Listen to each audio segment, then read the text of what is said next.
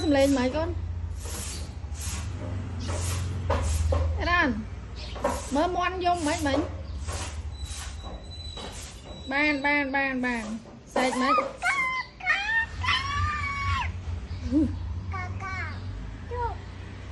ấy cái tốt à nụ tục nó ngồi mới sấy tiệt mon sấy tiệt